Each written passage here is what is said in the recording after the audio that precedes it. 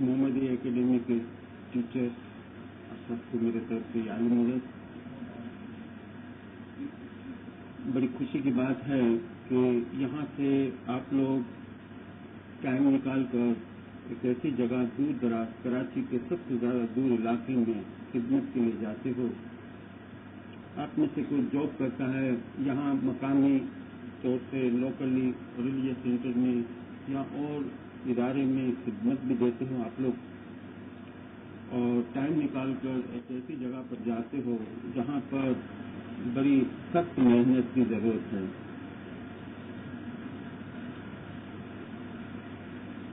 یہ 1960 کے اندر آپ لوگوں کو سب کو پتا ہے, آپ لوگ آتے ہو جاتے ہو. جب مولا کے پاس اکیڈمی کے تمام ریکارڈ وغیرہ پیش کیے گئے تھے, اکتوبر کا مہینہ تھا,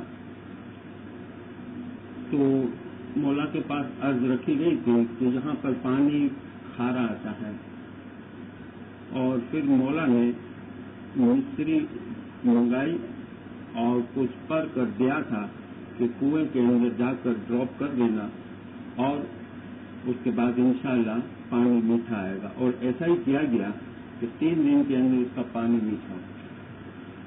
یہ ظاہری بات, جب مولا کو اس کی رپورٹ دی گئی, اب آتی ہے باطنی بات. تو مولا نے یہ فرمایا کہ بڑی خوشی کی بات ہے کہ کھارے سے میٹھا پانی ہو گیا, لیکن یاد رکھنا اس جگہ پر اس لوکیشن میں کھارا اور میٹھا ہمیشہ رہے گا. کھارا بھی رہے گا, میٹھا بھی رہے گا. اب بات پانی کی نہیں آئی, کچھ اور چیز کی طرف مولا کا اشارہ تھا. اور 64 کے اندر دیکھیے یہاں کا چیئرمین تھا, یہ وہ شخص اسماعیلیہ یوتھ سروس کا چیئرمین تھا جو اس سے پہلے گارڈن ریجنل کاؤنسل کا بھی پریزیڈنٹ رہ چکا, اس سے پہلے گارڈن کے اندر لائف ڈیلیگیشن کا مکھی رہ چکا ہے, اور اس سے پہلے اس کی بہت زیادہ خدمت تھی. اور یہ شخص بامبے سے آیا تھا اور پرباتیا پنجے بائی کا ممبر تھا, یعنی 3 بجے لوگوں کو اٹھانے کا خاص کام کرنے والی جو کمیٹی تھی اس کا خاص ممبر تھا. یہ وہ شخص تھا جس کے والد نے ڈائمنڈ جبلی میں سب سے زیادہ چندہ دیا تھا, 3 لاکھ روپے. اور مولا کے پاس جب عرض رکھی گئی کہ اسٹیج کے اوپر کس کی کیا ڈیوٹی, تو یہ سب سوال پیدا ہوا کہ ہیرے کا جو ڈبہ ہے کاسکیٹ, یہ کس کے ہاتھ میں رکھا جائے. مولا نے فرمایا اس کو یہ چانس ہے جس نے سب سے زیادہ ڈونیشن دیا ہے. اتنی بڑی خدمت. اور وہ شخص جس کا میں نام بتاؤں وہ ہے اکبر مہروی, جو 75 میں سب چیز چھوڑ کر یہاں امپیریل پرنٹنگ پریس کا مالک تھا اور کینیڈا گیا. ہمارے دین کے آہستہ آہستہ خلاف ہو گیا.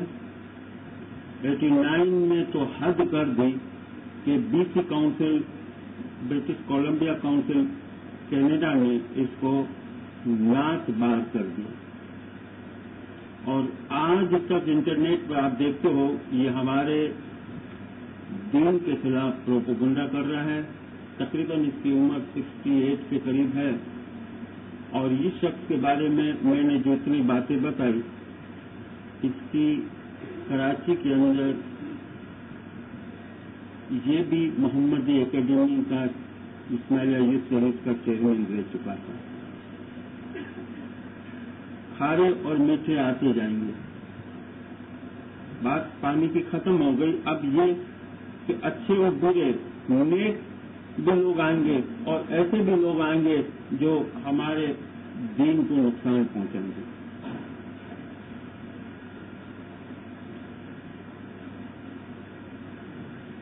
ایسے لوگ جو اسماعیلیہ یوتھ سروس کی خدمت دے اور اس کے بعد کئی ریلیجس سینٹر کے ٹیچرز وغیرہ وہاں جاتے تھے، ویریس قسم کے ان کے پرابلمس وغیرہ ہوتے تھے، لیکن آپ ٹیچنگ کا جو میتھڈ ہے وہ تو ہم نے سیکھ لیا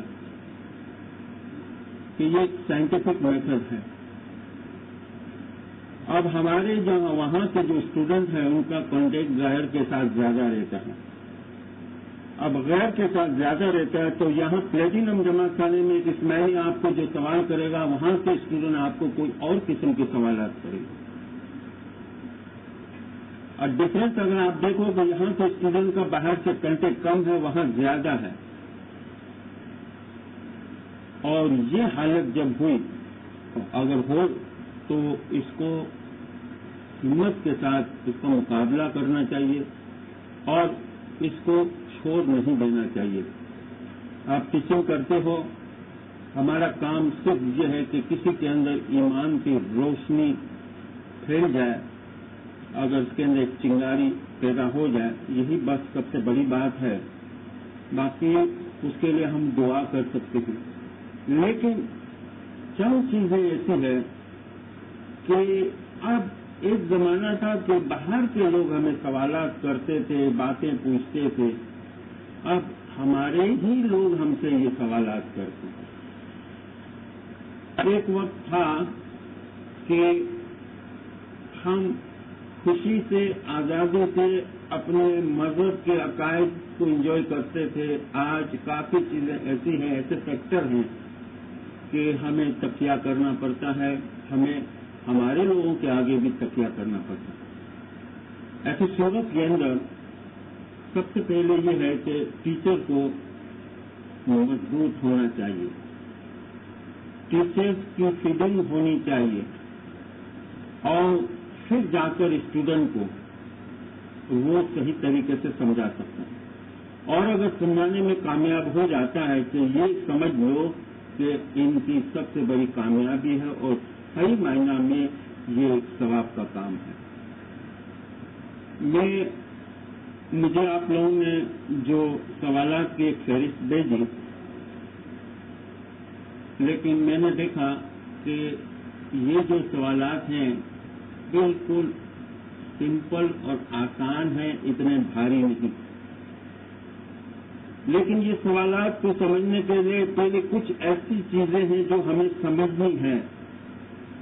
ہم ایک چیز کا خلاصہ، ہمارے ذہن میں ایک چیز کا خلاصہ آ جائے تو ایک میں کئی سوال اور کئی گٹھیاں کھل جاتی. اور اس چیز کو سامنے رکھتے ہوئے میں آپ کے کچھ ٹائم لے کر ایک دو باتیں بتاؤں اور پھر ہم اس کے اوپر ڈسکس کرنا شروع کرتے ہیں. لفظ نور جو میں آپ کو بتا رہا ہوں، آپ میرے بتانے کی اسٹائل، طریقہ کیا ہے وہ آپ سمجھنے کی کوشش کرو. لفظ نور قرآن کے اندر 49 جگہ پر استعمال ہوا ہے.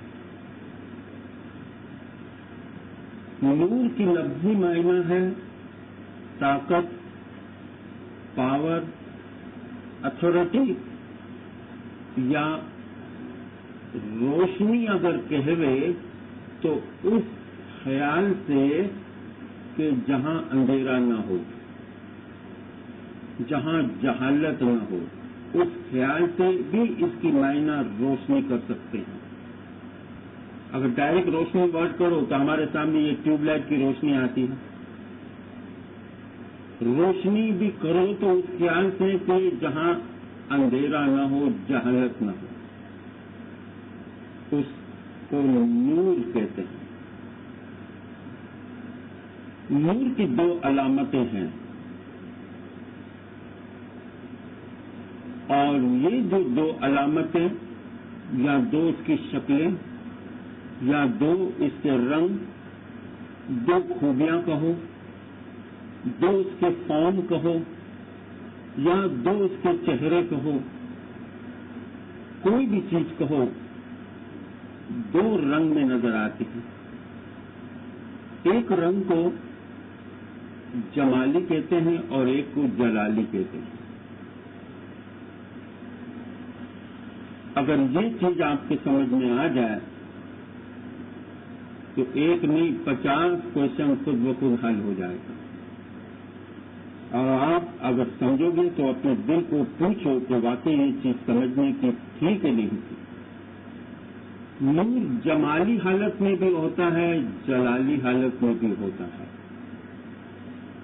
جمال یعنی ٹھنڈا نرم، جلال یعنی گرم سخت بھاری. اس جمالی اور جلالی حالت کو سمجھانے کے لیے ہمارے گران اور قرآن اور حدیث کے اندر الگ الگ اس کی تشبیہات دی ہے. جمالی کو رات سے تشبیہ دی ہے اور جلالی کو دن سے تشبیہ دی ہے. رات ٹھنڈی ہے، دن گرم ہے. چاند اور سورج سے تشبیہ دی ہے. جمال ہے چاند کیونکہ وہ ٹھنڈا ہے، سورج گرم ہے، جلال ہے. زمین اور آسمان سے تشبیہ دی ہے. زمین ٹھنڈی ہے، اس کے مقابلے میں آسمان گرم ہے. ماں اور باپ سے تشبیہ دی ہے. ماں کا مزاج گرم نہیں ٹھنڈا ہے، باپ کا مزاج ٹیمپرامنٹ گرم ہے. مزید سمجھانے کے لیے شاہ اور پیر سے تشبیہ دی ہے. پیر کی نوعیت جو ہے ٹھنڈی ہے اور شاہ گرم ہے، بھاری ہے، سخت ہے. کبھی نور اپنے جمال میں ہوتا ہے، کبھی نور اپنے جلال میں ہوتا ہے. گویا کبھی ٹھنڈا ہوتا ہے، کبھی گرم ہوتا ہے. اگر اپنے جمال میں ہے نور تو وہ دنیاوی طور سے رہتا ہے. اگر جمال میں اگر ہے نور تو دنیاوی طور سے رہتا ہے، شادی کرتا ہے امام، بچے ان کے یہاں پیدا ہوتے ہیں، طلاق ہوتی ہے، جھگڑے ہوتے ہیں خاندان کے، نماز پڑھتا ہے، خدا کے آگے بندہ بن کر سمجھاتا ہے. مطلب کہ دنیاوی حالت کے اندر ایز اے آرڈینری انسان کی طرح وہ رہتا ہے کیونکہ وہ اپنے جمال میں ہے. اور اس کے برعکس اگر کوئی امام یا نور اپنے جلال میں آ جائے تو وہ اپنی ڈیوائنٹی میں آ جاتا ہے، بھاری پن میں آ جاتا ہے اور پھر جمال سے ڈسٹنگوش کرتا ہے، الگ ہو جاتا ہے اور وہ پھر ڈیوائن پاور اس کے پاس ہوتا ہے اس وقت. اور اس وقت ہم صلواتیں پڑھتے ہیں کہ کیا مولا اپنی شان اور شوکت دکھا رہے ہیں، یعنی اپنے جلال میں آئے ہیں. 1885 کے اندر مولانا امام سلطان شاہ نے ایک فرمان کیا تھا. وہ فرمان سب کو پتا ہے کہ حضرت علی کے بارے میں فرمایا کہ حضرت علی گھر کے اندر جو کی روٹی کھاتے تھے، باہر نکلتے تھے تو پہاڑوں کو چینک ڈالتے تھے، ہے نا. گھر میں جو کی روٹی کھاتے تھے، یہ جمالی حالت ہے. پہاڑوں کو چینک ڈالتے تھے، یہ جلالی حالت ہے. ابھی کسی نے مولا کو اپنے جلال میں دیکھا تو کہنے لگا کہ علی اللہ، اور جمال نے دیکھا تو شک کرنا شروع کیا. یہی دو روپ ہے جہاں پر انسان اوپر آتا ہے پھر نیچے جاتا ہے، اوپر آتا ہے پھر نیچے آتا ہے. جمالی حالت میں ہے تو آپ سے پوچھے گا کہ مجھے رپورٹ بنا کے دو، آپ سے آئیڈیا پوچھے گا. جلال میں آتا ہے تو پھر کچھ اس کے آگے کام نہیں آتا. یہ دو رنگ کی وجہ سے ہم لوگ اب جو کہے کہ بھئی ہم تو ایمان کی ڈیوائنٹی کے اوپر یقین رکھتے ہیں، تو اس نے کسی نے کسی وقت مولا کو اپنے جلال میں دیکھا تھا. اور کوئی کہے کہ یہ تو ہماری طرح آرڈینری انسان ہے تو اس نے مسجد میں نماز پڑھتے ہوئے دیکھا، آدمی کی طرح دیکھا ہوگا، کوئی نہ کوئی بات ہوگی، لیکن ظہور کی جو یہ دو علامتیں اگر سمجھ میں رہ گئے تو انسان اپنی زندگی کے اندر خدمات کے درمیان اور لائف کے درمیان کبھی بھی شک و شبہ نہیں کر سکتا ہے۔ آپ کو معلوم ہے دیوان کا ٹائٹل ابھی تک ارخان پیریڈ میں 3 شخص کو ملا ہے۔ سب سے پہلے بامبے سے محمد روضی کو ملا تھا 1946 میں امام سلطان شاہ نے، دیوان محمد روضی۔ دوسرا ٹائٹل یہی بھی امام سلطان شاہ نے 1949 میں کاؤنٹ غلام حسین محمد زندانی کو دیا تھا، مومباسا سے تعلق ہے۔ کاؤنٹ غلام حسین محمد زندانی۔ اور تیسری مرتبہ حاضر امام نے 1983 میں سلور جبلی کے موقع پر سریبو پیر بھائی کو اولمپیا ہال لندن میں دیا تھا۔ سریبو پیر بھائی، دیوان سریبو پیر بھائی۔ میں بات کر رہا ہوں کاؤنٹ زندانی کی۔ تو جب 1967 میں نیروبی کے اندر مولانا حاضر امام آئے اور کاؤنٹ زندانی کے گھر پر مولا اترے تو کاؤنٹس فاطمہ بائی جو اس کی بیوی تھی، اس کے ساتھ ایک بند کمرے کے اندر کانچ کا دروازہ تھا۔ مولا نے 45 منٹ یا 60 منٹ کے قریب بات چیت کی، زمین پر بیٹھی ہوئی تھی، مولا کرسی پہ تھے، اندر کوئی نہیں تھا۔ مذہبی باتیں کر رہی تھی مولا کے ساتھ کاؤنٹس فاطمہ بائی۔ آخر میں اس نے مولا کے پاس ایک عرض رکھی جو اس نے باہر آ کر بتایا کہ یا مولا، میرے ہسبینڈ کاؤنٹ زندانی اور میرے بیچ میں ایک جھگڑا ہمیشہ رہتا ہے اور اس کو آپ آج سلجھاؤ۔ پوچھا کیا بات ہے؟ ہمیشہ ہم کھانے بیٹھتے ہیں، کھانے کے وقت تو ہم ایک چیز پر لڑتے ہیں، ڈسپیوٹ کرتے ہیں، ڈبیٹ کرتے ہیں۔ وہ کہتا ہے کہ دنیا میں سب سے پہلے میں اٹھوں، میں کہتی ہوں کہ سب سے پہلے میرا جیو کب ہو، یعنی پہلے میں مروں، وہ کہے پہلے میں مروں۔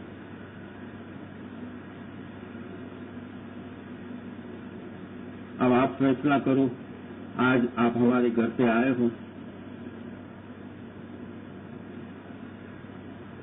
تو اس وقت مولا کہہ سکتے تھے نا کہ بھائی زندگی اور موت تو اس کے ہاتھ میں، میرے ہاتھ میں نہیں، کیونکہ اس وقت اپنے جلال میں تھے۔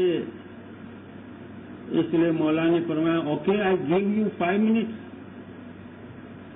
You just go outside the room and discuss with your husband and let me know your final decision. 5 منٹ دیتا ہوں، جاؤ باہر ڈسکس کرو اور اپنا فائنل ڈیسیژن مجھے دو۔ باہر آئی اور کاؤنٹ کے ساتھ 5 منٹ ڈسکس کرنے لگی۔ آخر میں دونوں نے یہ فیصلہ کیا کہ پہلے کاؤنٹ مرے گا پھر کاؤنٹس مرے گی فاطمہ بھائی۔ اندر آ کر مولا نے پوچھا، مولا نے کیا فیصلہ کیا؟ کہ خدا میں ہار گئی، پہلے میرا ہسبینڈ اور پھر میں۔ مولا نے ہاتھ اٹھایا، اوکے گرانٹیڈ۔ اپنے جمال میں تھے، ایک مثال دے رہا ہوں میں، گرانٹیڈ۔ 2-5 منٹ ہوئی، مولا اپنے جلال میں آ گئے اور جمال میں آ گئے، ٹھنڈی حالت میں آ گئے۔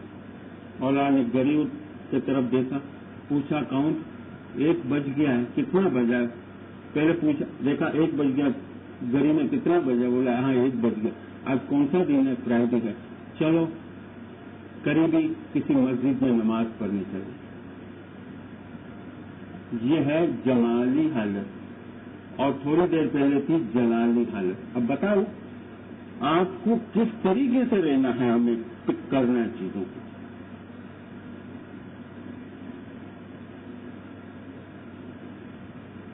آپ باہر نکلے اور نماز پڑھے تو کوئی اس کو دیکھے تو حیران ہو جائے، اور اگر دیوان زندانی کے گھر پہ دیکھے تو حیران ہو جائے۔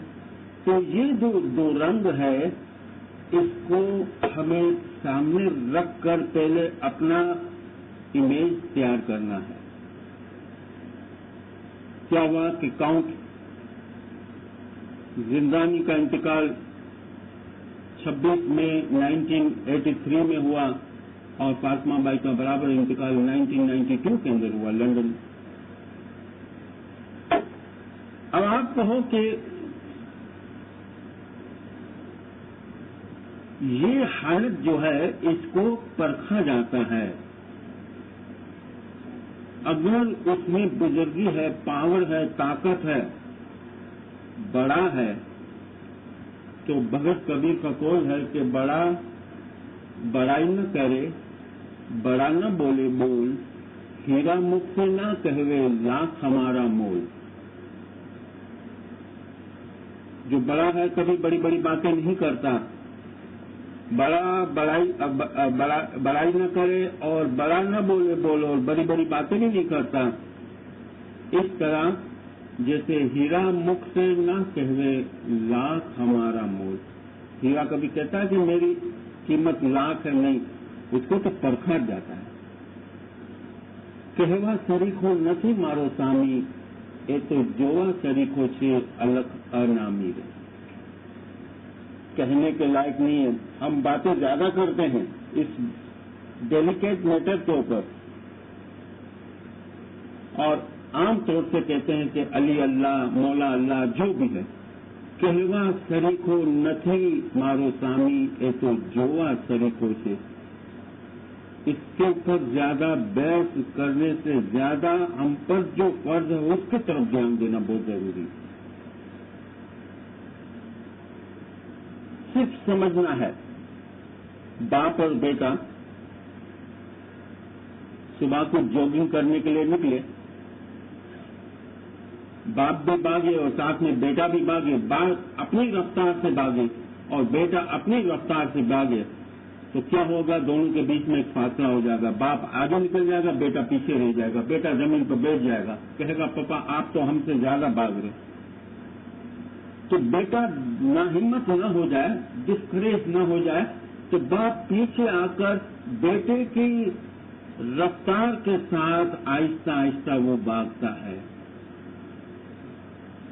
تو دنیا والے اس کو کیا کہیں گے کہ دیکھو باپ بیٹے کی طرح بن گیا، بچے کی طرح بن گیا۔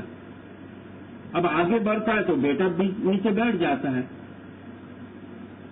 اور باپ اگر سلو چل کے اس کے برابر چلتا ہے تو دنیا والے۔ اسی طرح امام اگر ہمارے اپنی رفتار سے دنیا میں چلے تو ہم نیچے بیٹھ جائیں گے، اور وہ تو ہم انسان ہیں تو ہماری رفتار سے چلتا ہے، ہماری طرح انسان بن کر، تو ہم وہاں پر شک کرتے ہیں۔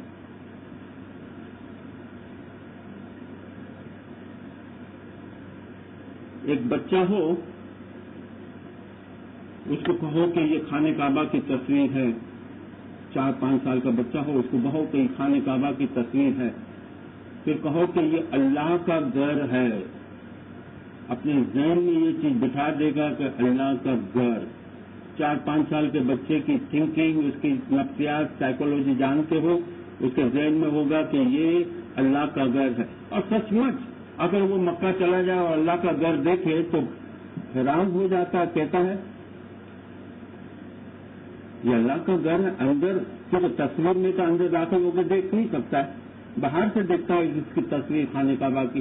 جب سچ مچ خانہ کعبہ میں جاتا ہے، اندر سے دیکھتا ہے، تو اپنے من میں یہ سوال کرتا ہے اگر یہ اللہ کا گھر ہے تو اللہ کا سونے کا پلنگ کہاں ہے، کباٹ کہاں ہے، ٹیبل کہاں ہے، کرسی کہاں ہے، پلیٹ کہاں ہے، گلاس کہاں ہے، چمچ کہاں ہے، فلانی کہاں ہے، کیونکہ جو چیز اس کے گھر میں ہے وہ چیز وہاں سوچتا ہے۔ تو جو اگر سنے گا تو کہے گا کہ یہ تو نادان ہے، ناسمجھ ہے، اس لیے ایسی باتیں کرتا ہے۔ اور ہمارے فرمان کے اندر ہے کہ نادان دل کا دشمن ہے۔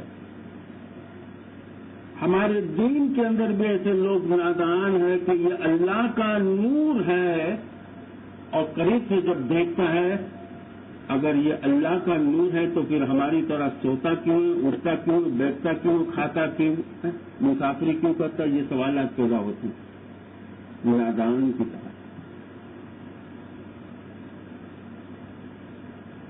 ذرا کو امام فرمان کر دے گئے فوراً دماغ کے اندر چیز بیٹھ جاتی۔ ہم تو چاہتے ہیں کہ ہم امام کو بس اس فارم میں دیکھیں جس فارم میں ہمارے ماں باپ۔ آج زمانہ تکیہ کرنے کا ہے، مولا خود تکیے کے روپ میں سمجھاتے۔ ہمارے باپ داداؤں کی پچھلے 600 سال کی اگر پرانی گنان کی مینوسکرپٹ جتنی بھی ہمارے پاس ایکسیسیبل ہے، اویلیبل ہے، اس کے مطابق دیکھتے ہیں۔ ایک گنان تھا، حق تو پاک تو بادشاہ مہربان بھی جالی تو۔ اس گنان کے اوپر ناسمجھ ہو یا جاہل قسم کی اسماعیلی ہو، گاؤں میں رہتے ہو، ٹاؤن میں رہتے ہو، شہر میں رہتے ہو، ہندوستان کے کسی علاقے میں رہتے ہو، اس گنان کے اوپر اپنا ایمان بناتے تھے۔ اس کا ایمان، اس کا دین، اس کا فیض اس گنان کے اوپر ٹکا ہوا تھا۔ اور آج تک بھی یہ گنان ہر کتابوں میں موجود ہے، ہٹایا نہیں اس کو۔ تو مولا بشارے میں کیا کہتے ہیں؟ تمہارے باپ داداؤں کا مذہب ہی تمہیں حقیقی سکون دے گا، سمجھ رہے؟ اور ہمیں سوچنا ہے کہ ہمارے باپ داداؤں کا مذہب اس وقت ایسے ادارے تو نہیں تھے، کس چیز کے اوپر اس کا ٹکا ہوا تھا؟ یہ واحد ایک گنان کے اوپر۔ اگر فرمان کے اندر کہہ دے مولا، میں تو ہمیشہ کہتا ہوں اور سمجھانے کے غرض سے کہتا ہوں، جیسے کہ ملتان کے اندر ایک کلاس کے اندر کسی نے کھڑے ہو کے کہا کہ سر وہ امام اپنے فرمان میں، ہم امام کو سب کچھ مانتے ہیں، یہ مانتے ہیں، لیکن فرمان کے اندر یہ کیوں کہتے ہیں انشاءاللہ؟ اللہ نے چاہا۔ میں نے کہا بس یہ مولا کی عادت ہے نا کہ وہ ایسے ایسے وقت گناہ کر لیتا، اور تو کچھ ہے نہیں، اور گناہ بھی تمہارے آگے کر لیا۔ کوئی نہیں، آپ سمجھاؤ کہ انشاءاللہ کیوں کہا۔ تو قرآن کے اندر، پورے قرآن کے اندر 4 جگہ پر میں نے بتایا کہ لکھا ہوا ہے لا الہ الا اللہ، بعد میں کلمہ طیبہ میں شامل کیا گیا، نہیں کوئی معبود سوائے اللہ کے۔ عبادت کے لائق کو معبود کہتے ہیں، نہیں کوئی معبود سوائے اللہ کے۔ 4 جگہ پر لکھا ہے قرآن کے اندر۔ کس کے الفاظ ہیں؟ اللہ کے۔ کس پر وحی کے ذریعے پہنچا؟ رسول کے اوپر۔ کیا کہتا ہے؟ اللہ کہتا ہے۔ کیا کہتا ہے؟ نہیں کوئی معبود سوائے اللہ کے۔ تو وہ یہ بھی کہہ سکتا تھا کہ نہیں کوئی معبود سوائے میرے، کچھ غلط تو بات نہیں۔ نہیں کوئی معبود سوائے میرے، وہ کہہ رہا ہے کہ نہیں کوئی معبود سوائے اللہ کے، تو وہ اللہ خود کس اللہ کے بارے میں بات کر رہا ہے؟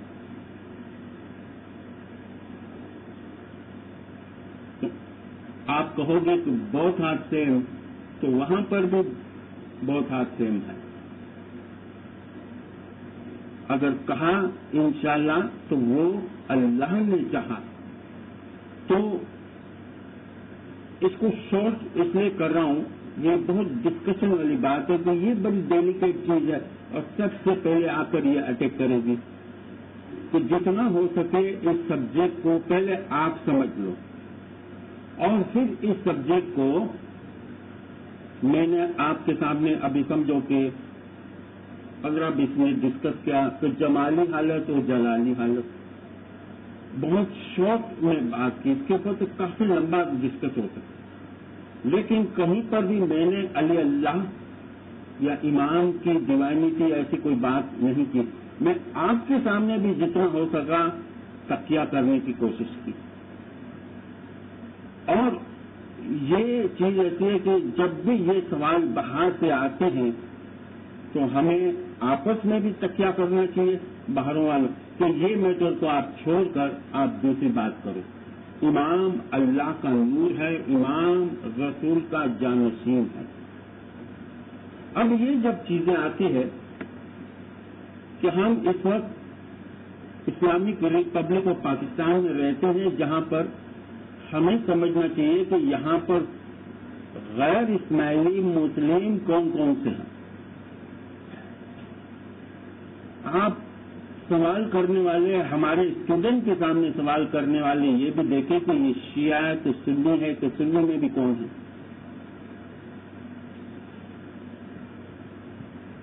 یہاں پر سب سے زیادہ اکثریت جو ہے سنیوں کی ہے اور یہ لوگ حنفی فقہ مانتے ہیں، یعنی امام ابو حنیفہ کی فقہ کو ماننے والے ہیں.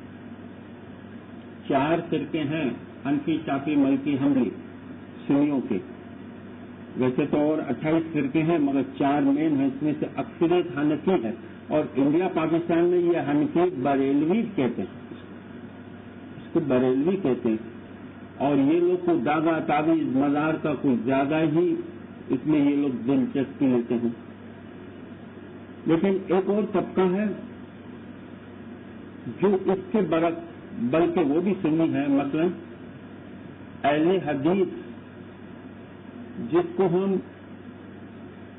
وہابی بھی کہتے ہیں. یہ سعودی عربیہ اور کویت کے اندر اس کا انفلوئنس ہوتا ہے. وہ لوگ داغا تعویذ اور کسی چیز کو نہیں مانتے. وہ تو رسول کو ایک عام انسان کی طرح سمجھتے ہیں.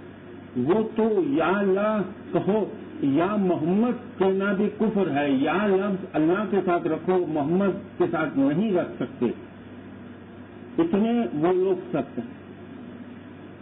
اور اس سے بھی زیادہ سخت نکلے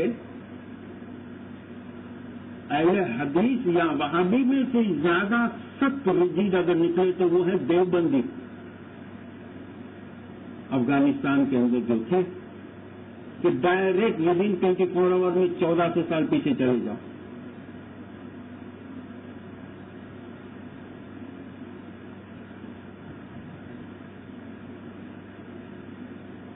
اور دوسرے طبقے کے لوگ شیعہ، اور شیعہ میں بھی اسماعیلی، بوری، زیدی، علوی وغیرہ. اب یہ جتنے سوالات کرنے والے ہیں ہر ایک کے سوالات کی نوعیت الگ الگ ہے. جتنے بھی فرقے ہیں دنیا میں اسلام کے، ان میں سے ایک چیز کامن ملے گی کہ جو بھی شخص کو وہ مانتے ہیں رسول یا رسول کے بعد کسی کو ان لوگوں نے اپنے آنکھوں سے نہیں دیکھا. یا کوئی مزار کو مان رہا ہے یا کوئی ایسے مرشد کو مانتا ہے جس کو بیچ میں اور اس کے بیچ میں 500، 600، 800 سال کا فرق ہے. صرف اسلام کے اندر اسماعیلی ہے جو حیات امام کو مانتے ہیں، دیکھتے ہیں، آنکھوں سے دیکھ کر دل سے تسلیم کرتے ہیں. اب وہ مردوں کو مانتے ہیں، ہم غیر مردوں کو مانتے ہیں، لیونگ چیز کو مانتے ہیں ہم. اور یہ ایک چیز ان کے اندر ہمیشہ چپتی رہتی ہے کہ یہ بھی اس چیز کو مانے. نمبر 2 کہ اسلام کے اندر جو اصول دین اور فروع دین ہے، درخت ہے. آپ درخت کو دیکھیے، ایک حصہ نظر آتا ہے، ایک حصہ زمین کے اندر ہے جو نظر نہیں آتا. اس سے اصول اور فروع لفظ بنے ہیں. اصول دین اور فروع دین. اصول فنڈامنٹل کو کہتے ہیں، جڑ کو کہتے ہیں، روٹ کو کہتے ہیں، جو نظر نہیں آتا. اس میں ہم توحید، رسالت، عدالت، قیامت وغیرہ.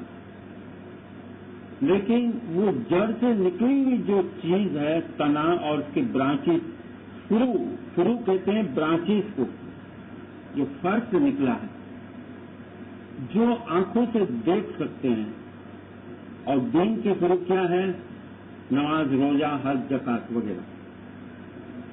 اصول دین اور فروع دین. اصول جو ہے وہ دل میں پالنے کا ہے، اور فروع جو ہے ظاہر میں بھی پال سکتے ہیں. وہ ظاہر میں نظر آتا ہے، یہ ظاہر میں نظر نہیں آتا. فنڈامنٹل چیز دین کے جو اصول ہے اس میں کوئی چینجز نہیں آ سکتے.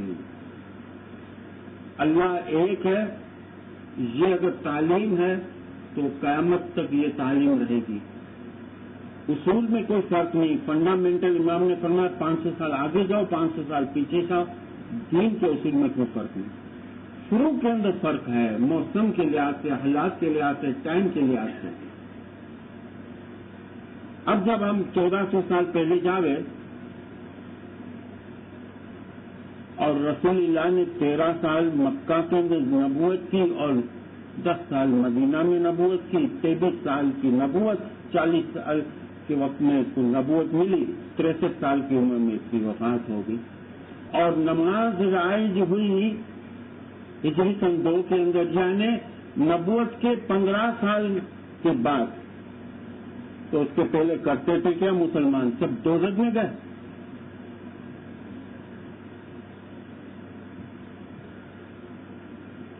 پچیس سال کی عمر میں رسول اللہ نے شادی کی بی بی خدیجہ کے ساتھ.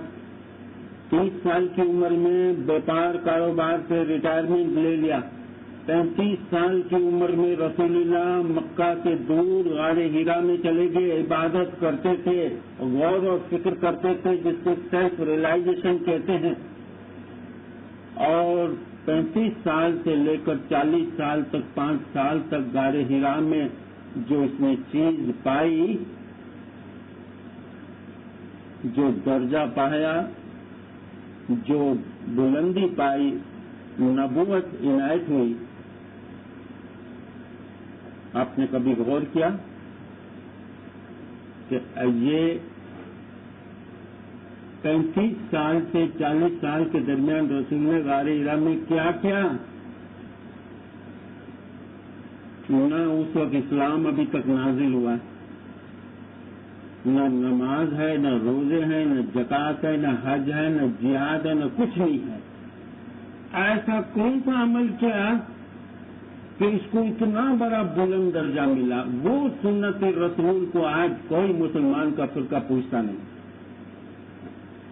لیکن نیچے اترے اور بعد میں اسلام کی جو دعوت کی اور اس تک پہنچنے کے لیے جو فرسٹ سیکنڈ تھرڈ اسٹیج کی جو تعلیم دی، اس پر لوگ پڑے رہے.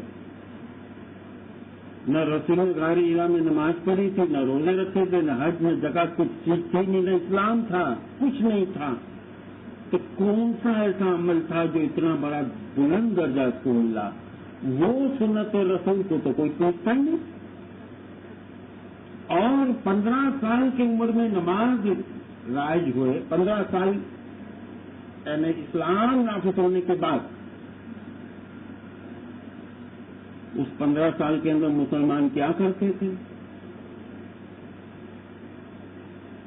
جو کچھ کرتے تھے بعد میں لوگوں نے اس کا نام دیا کہ یہ نماز پڑھتے تھے. ٹاپک تو ہیڈنگ تو بعد میں بنی نا، سلاد پر لفظ ہی نہیں تھا اس وقت. تب کیا کرتے تھے؟ مکہ کے لوگ عبادت بندگی گفا میں کرتے تھے، چھپ کے کرتے تھے، ظلم ہو رہا تھا ان کے اوپر. سب کو پتا ہے مکی زندگی بڑی سخت تھی، نہ روزے تھے، کچھ نہیں تھا. تو آپ نے پتا ہے کہ ایک قرآن کی آیت اور سورہ نازل ہوئی تھی جس کو سورہ فاتحہ کہتے ہیں، جو یہاں مکہ میں بھی نازل ہوئی، بعد میں ہجرت کے بعد مدینہ میں بھی نازل ہوئی. سورہ فاتحہ پڑھ کے سجدہ کر کے تسبیح نکالتے تھے یہ لوگ. نہ رکوع تھا، نہ اس وقت قیام تھا، نہ سجدہ تھا، کچھ نہیں تھا. شکر کرتا، کلمہ پڑھو اور مسلمان بنو. اور سورہ فاتحہ. اور پھر رسول اللہ نے یہ فرمایا ضرور کہ بعد میں کہ نماز نہیں جس نماز کے اندر سورہ فاتحہ نہیں ہو. بغیر سورہ فاتحہ کی کوئی نماز قبول نہیں. اب رسول اللہ نے جب مدینہ میں آئے، جنگ کا سلسلہ شروع ہوا. اب جنگ کا جب سلسلہ شروع ہوا، اس درمیان آہستہ آہستہ الگ الگ رسول کے اوپر جو احکامات جاری ہوتے تھے وحی کے ذریعے اس کے اوپر آہستہ آہستہ عمل ہوتا تھا. اور وہ یہ کہ نماز ابھی تک رائج ہوئی نہیں ہے، روزے اور نماز ہجری 2 میں، لیکن اس کے پہلے مسجد بن گئی. مسجد قباء کے اندر بھی تو کچھ پڑھتے ہوں گے نا لوگ، جہاں رسول نے ہجرت سے پہلے 14 دن کا قیام کیا سورہ فاتحہ. کسی سے پوچھو کہ کون سی چیز پڑھتے تھے.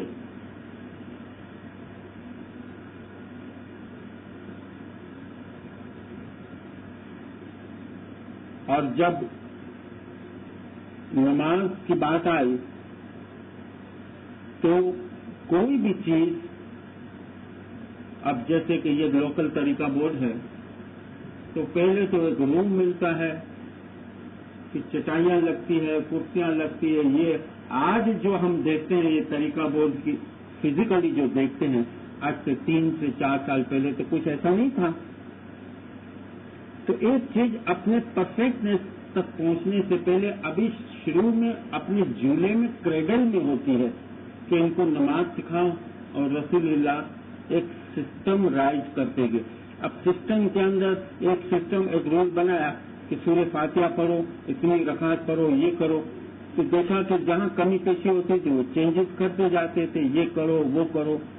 اب قرآن کے اندر لفظ صلاۃ جو سلوتا سے نکلا ہے اور ٹوٹل 82 جگہ پر استعمال ہوا ہے، یہ لفظ صلاۃ جس کی معنی ہم سمجھتے ہیں کہ دعا، بندگی اور دل کے سکون کو کہتے ہیں. لفظ نماز جو ہے یہ فارسی لفظ ہے، لفظ نموز سے نکلا ہے جو صلاۃ کا ترجمہ ہے. افغانستان کے لوگ سب سے پہلے صلاۃ کی جگہ لفظ نموز یا نماز بعد میں بنا ہندوستان کے اندر یہ لفظ استعمال کرتے تھے. مغل جتنے بھی تھے، یا احمد شاہ ابدالی یا شہاب الدین گوری یا محمود غزنوی، یہ سب افغانستان سے آ کر ہندوستان کے اوپر حملہ کر کے دہلی پر قبضہ جمایا تھا، تو اپنے ساتھ روایت لائی، فارسی رائج ہوئی. اور لفظ نماز یہاں پر 14ویں صدی میں انٹروڈیوس ہوا تھا. اب یہ لفظ ایران، افغانستان اور انڈو پاکستان میں استعمال ہوتا ہے. عرب کنٹری کے اندر ابھی تک صلاۃ ورڈ یوز کرتے ہیں، مگر ہمارے پاس اب جب ہمیں تو ڈائریکٹ لفظ اس کا ترجمہ دعا بتایا گیا. اب ہم دعا اور نماز میں کیا فرق ہے، مگر ہمیں کیا چاہیے کہ دعا اور صلاۃ میں کیا فرق ہے. فرق اتنا ترجمہ ہے. اور اسی لیے مولا کے پاس جب سوال کیا امام سلطان موسیٰ کے پاس، یعنی 1899 میں زنزبار کی پہلی مسافری کی تھی، 5 جولائی مولا نے صاف صاف فرمان میں کیا کہ تم جماعت خانے میں آ کر بندگی کرو، دعا پڑھو. نماز اور دعا میں کوئی فرق نہیں، نماز اور دعا میں کوئی فرق نہیں.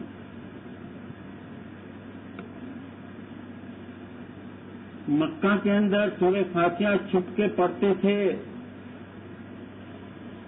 اور سجدہ کر کے شکر کرتے تھے. حالت تھی قدا کہتے تھے عربی میں. قدا یعنی بیٹھ کر عبادت کرنا، اس کو قدا کہتے ہیں. اب مسجد بن گئی مسجد قباء، اور اس کے بعد 6 مہینے کے اندر مسجد نبوی بھی بن گئی. اب جب مسجد بن گئی تو ظاہر ہے ڈپارٹمنٹ بنیں گے، سسٹم بنے گا، رولس بنے گا، ریگولیشن بنے گا. اس وقت روزے اور نماز آہستہ آہستہ نافذ ہوتے گئے. اور سب کو پتا ہے کہ رکوع اور قیام جو ہے ابھی بھی عرب کے لوگ ایسے تھے، مکہ میں بھی یہ حرکتیں کرتے تھے مسلمان. اب دیکھیں نا کہ ابھی ہم 600 سال ہوئے اسماعیلی ہندوؤں سے اسماعیلی بنے، لیکن 600 سال میں 12 جنریشن گزر گئی ہوگی. لیکن اب بھی کچھ کہیں جگہ ہندوستان کے کچھ ایسے علاقے میں ہندوؤں کے اثرات پائے جاتے ہیں کھوجوں میں. اب وہ جو اثرات ہیں وہ تہذیبی اثرات ہے، مذہبی نہیں ہے. ان کے نام، ان کی باتیں، ان کی زبان، ان کا لہجہ ابھی ہندوانہ ہے، لیکن فیض مسلمان اسلامک ہے. تو کل اگر مسلمان سے آج اگر کافر تھا، اگر بت پرستی کرتا تھا، تو آج میں تو 600 سال کی مثال دی، میں تو کہہ رہا ہوں کہ کل بت پرستی کر رہا تھا، آج مسلمان بن گیا، تو کیا ایک دن کے اندر اس کے اندر سب اثرات ختم ہو جائیں گے؟ امپاسبل. محبت تھی، ان کو دلچسپی ہوتی تھی بتوں سے، اور بت اپنے ساتھ یہ لوگ خانہ کعبہ میں بھی لے جاتے تھے، اور مسجد قباء میں اور مسجد نبوی کے اندر. مسجد نبوی میں یہ لوگ بغل کے اندر لے آتے تھے اور کمر کے پاس باندھتے تھے، یا کوئی لوگ کالر کی طرف گردن کے پاس باندھتے تھے. چھوٹے چھوٹے بت، یعنی چھوٹے چھوٹے انگلی کی طرح، اس کو دیکھ کر نماز پڑھتے تھے، یعنی پرانی یاد کو تازی رکھتے تھے. اب یہاں پر ایک بات آئی کہ جیسے کہ میں آپ کو بیچ میں ایک بات کروں کہ ایک شخص تھا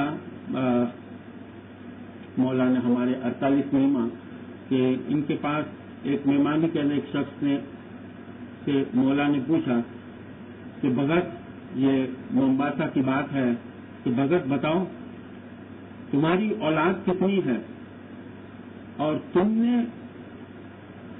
کتنی مجھے دسوں دی ہے. اب مولانا دین و دنیا کا مالک اگر پوچھتا ہے تو جواب صحیح دینا.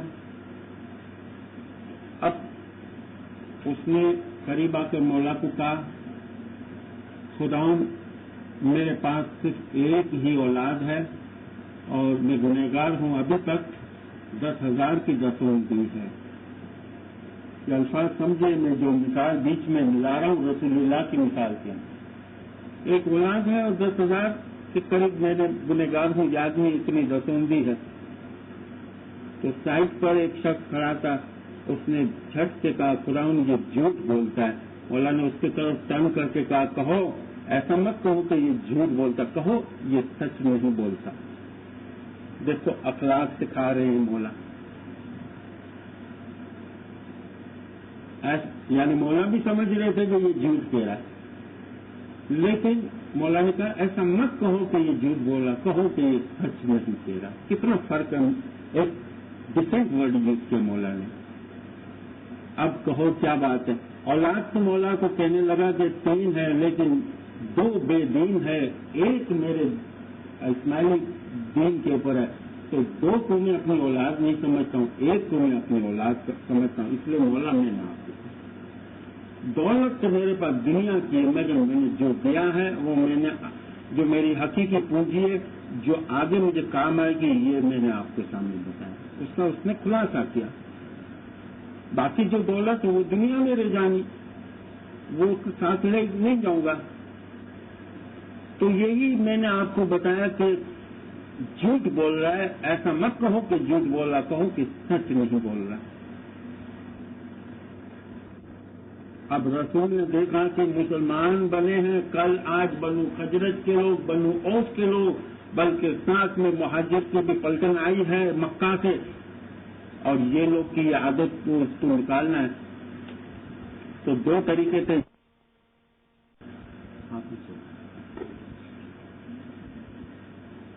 رسول کے پاس 2 طریقے تھے، یا تو اسٹریٹ ہو جاوے گیٹ کے پاس کسی کو کھڑا کر کے، لیکن ڈفرینٹ وے تھے تاکہ ان کو برا نہ لگے. اور تکبیر شروع کر دی نماز کے اندر، کہ نماز کے اندر قیام تھا تو جو بھی کھڑے ہو جاتے، اگر کسی نے چھپ کر اگر چھوٹی مورتیاں لائے ہیں تو وہ کھڑے ہونے سے گر جاتی تھی مورتیاں، اور بغل میں چھپاتے تھے تو تکبیر، اور اس طرح ناپ کے ہاتھ رکھ دیتے.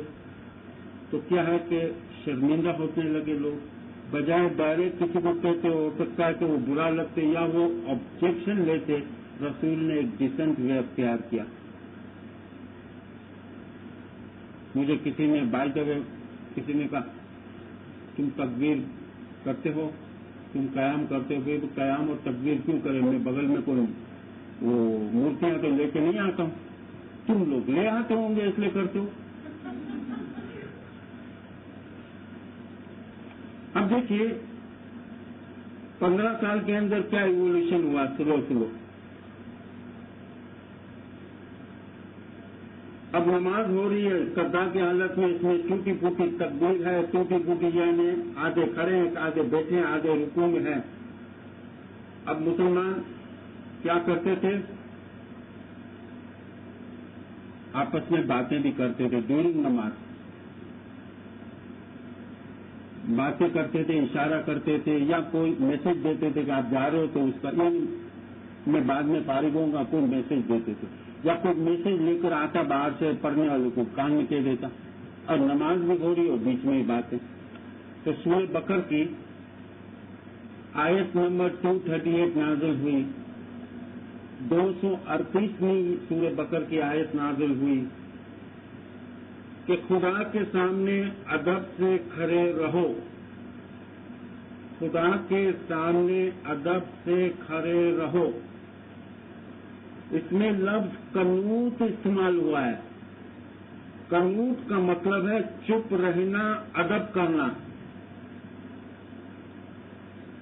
अदब के लिए रसूल ने यानी डिसिप्लिन सिखाई। क्या डिसिप्लिन? एक सफ बनेगी, उसके पीछे दूसरी सफ बनेगी, कोई पीछे नहीं देखेगा, कोई आगे नहीं देखेगा, सामने की तरफ उसका फेस टू फेस उसका रुख होगा। अब हुआ है क्या कि ये इसमें थोड़ी डिसिप्लिन आई।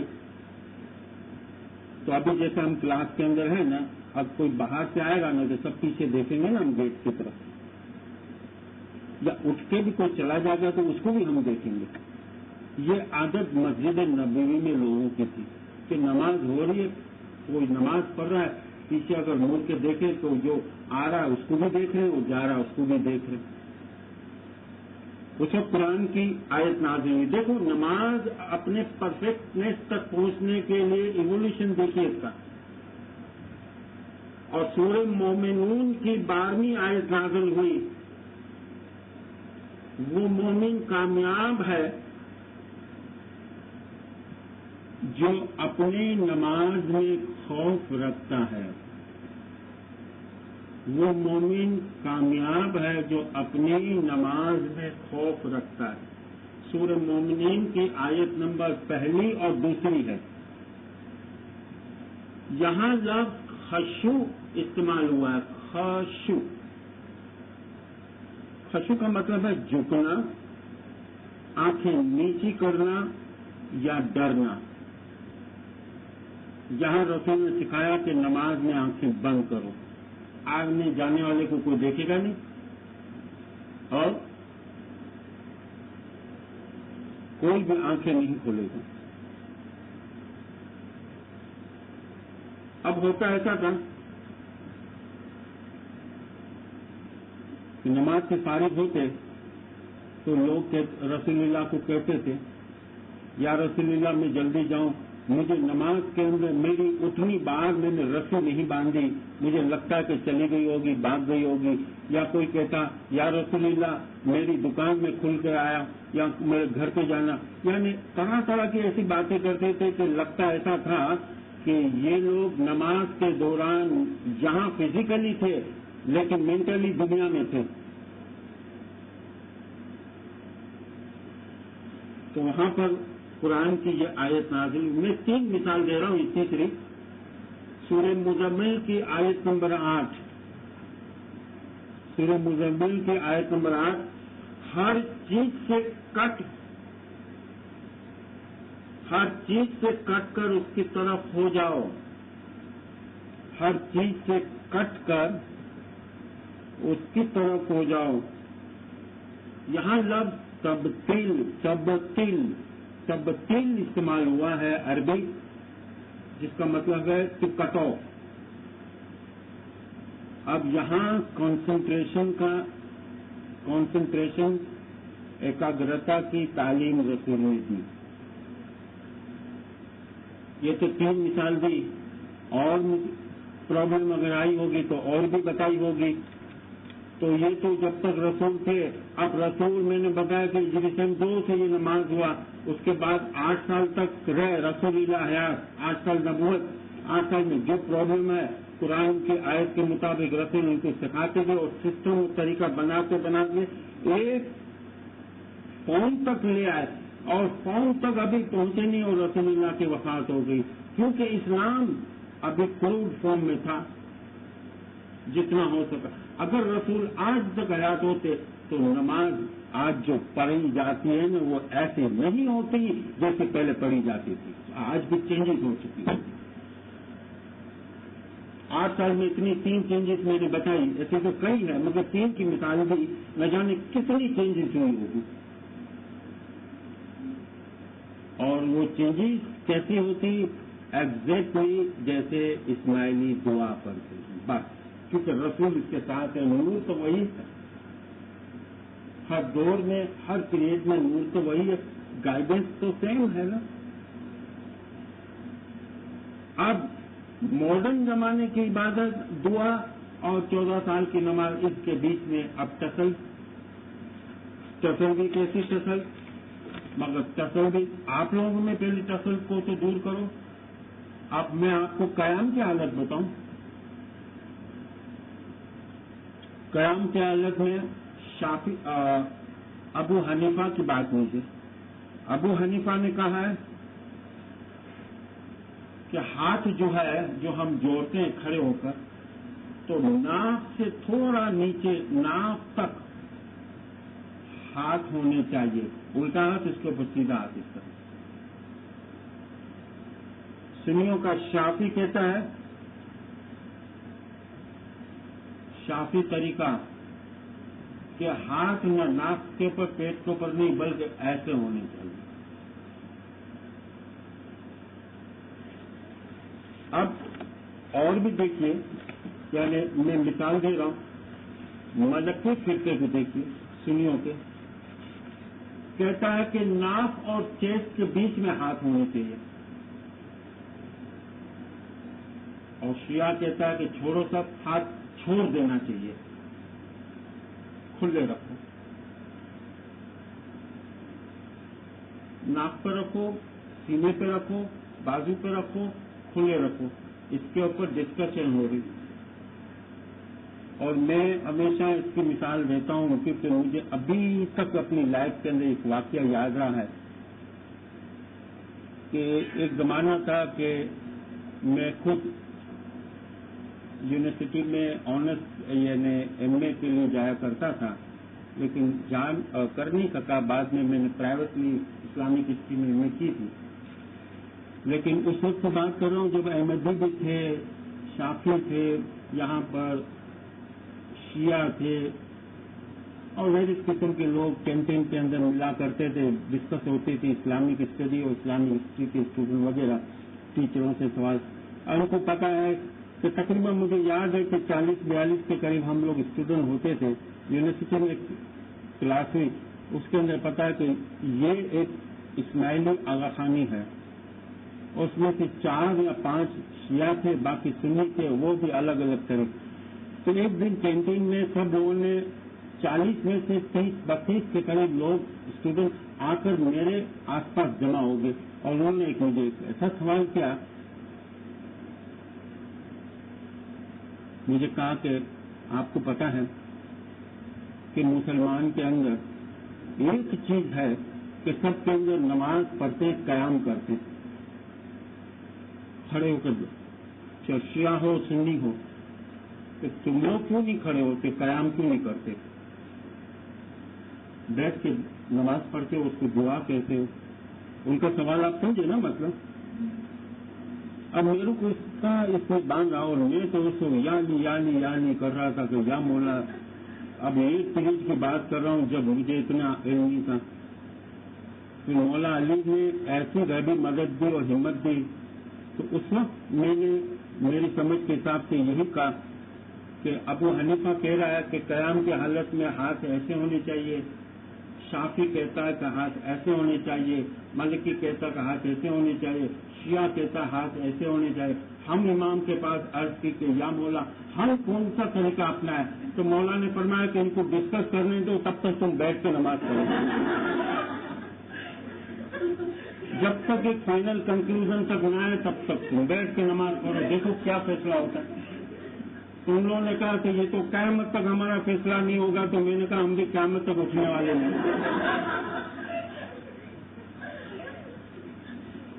तो ये जिस्म की जो नक़्ल हरकत जो है, इससे ज्यादा दिल का पाठ, दिल की जो तालीम है उसकी तरफ हम ज्यादा दें। तो एक ये चीज, और इसके साथ जो चीज हमारे पास मैंने आपको बताया, और वो है जो आम तौर से लोगों को ये जरा चुभती है, और वो है हमारे यहाँ दसोन का कॉन्सेप्ट। दसोन का जो कॉन्सेप्ट है, और इसको हमको इस वे से समझाना और समझना कि पेमेंट का जो पहली बात तो ये कि इस्माइलिज्म को कई लोग कहते हैं कि ये कमर्शियलिज्म है।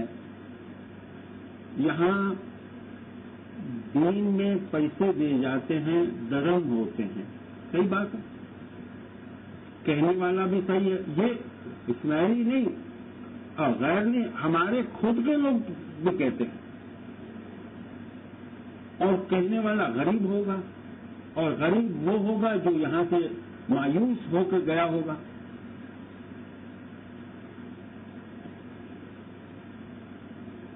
कि किसी फिरके के लिए ऐसे पैसे नहीं मांगा जाता, दिया नहीं जाता। मुझे कितनी जगह पर, अभी मैंने क्लिफ्टन के अंदर मैंने लिखते थे, यही सवाल करते थे कि हमें पूछते हैं कि आप लोग, तो साफ बात है, इसमें डरने का क्या बात है, सिंपल और आसान बात है। 1 लाख रुपया अगर हो तो एक आदमी उम्रा कर सकता है, 1.25 लाख के करीब हो तो हज कर सकता है, नहीं करे तो सवाब से महरूम हो गया। बताइए, इतनी भारी रकम वाली कोई मजलिस है हमारे पास?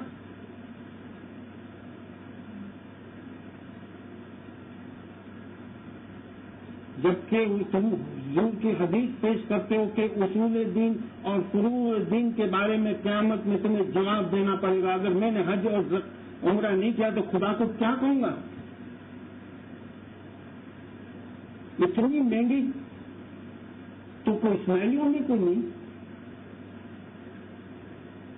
अगर साहिब हैसियत तुम अच्छा खासा कमाता हूं तो 2.5% ज़कात देता हूं, नहीं तो मैं नहीं देता हूं। तो ज़कात के सवाब से भी मैं महरूम। अगर 5,000 कम से कम जेब में हो तो मैं एक बकरी या बकरा या गाय खरीद कर कुर्बानी कर सकता हूं, वरना कुर्बानी से भी महरूम। अगर जवानी है, बुढ़ापा नहीं, बचपन नहीं, या जवानी है तो जिहाद को पेश कर सकता हूं, वरना उसे भी महरूम। तो अब रह क्या गया? सिर्फ रोजा और नमाज, बाकी तो अमीरों की है, साहिब हैसियतों की है। तो नमाज में न खर्च है, रोजे में न कोई खर्च है। ये तो गरीब हो या अमीर हो, दोनों को राहत आती है। इसलिए ज्यादा कंसंट्रेशन आम मुसलमानों का इस 2 चीज के ऊपर है। आपको कहेंगे आप रोजा रखो, नमाज पढ़ो, ये कोई नहीं कहेगा हज करो या ज़कात और जिहाद करो, क्योंकि ये सस्ती है ना, इनके लिए आसान है कि आप मजलिस करते हो, इतने पैसे देते हो, इतने पैसे। आपका हालत, आपकी हालत देखो, हज बगैर पैसे की तो हो ही नहीं सकता, कुर्बानी बगैर पैसे की नहीं हो सकती, ज़कात बगैर पैसे की, इसके अलावा उशर है,